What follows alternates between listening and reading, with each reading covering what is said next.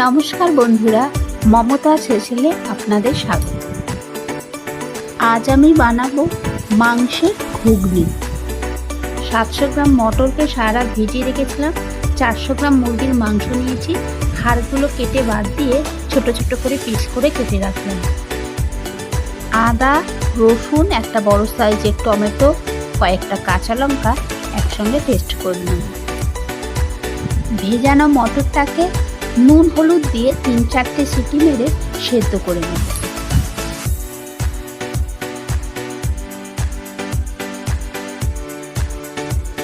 কড়াইতে কিছুটা তেল দেবো।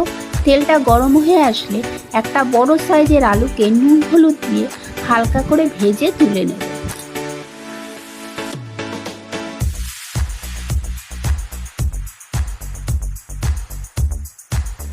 আলুটা ভাজা হয়ে গেলে ওই তেলেই আগে থেকে কেটে রাখা পেঁয়াজটা দিয়ে ভেজে নেব। পেঁয়াজটা ভাজা ভাজা হয়ে আসলে পেস্ট করা মশলাটা দিয়ে দেব।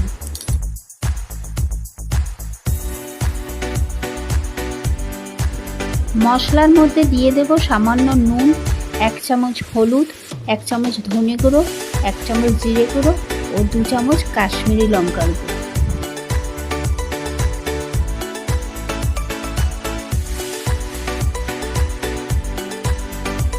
মশলাটা ভালো করে কষানো হয়ে গেলে টুকরো করে কেটে রাখা মাংসগুলো দিয়ে দেব। বেশ কিছুক্ষণ ঢেকে মাংসটা সেদ্ধ করে নেব।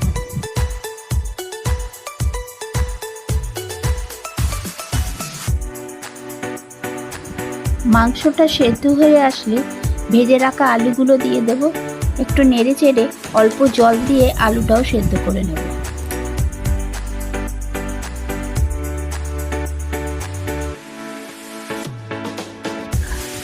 মাংস আলু যখন দুটোই সেদ্ধ হয়ে যাবে তখন আগে থেকে সেদ্ধ করে রাখা মটরটা দিয়ে দেব আর সামান্য জল দেব।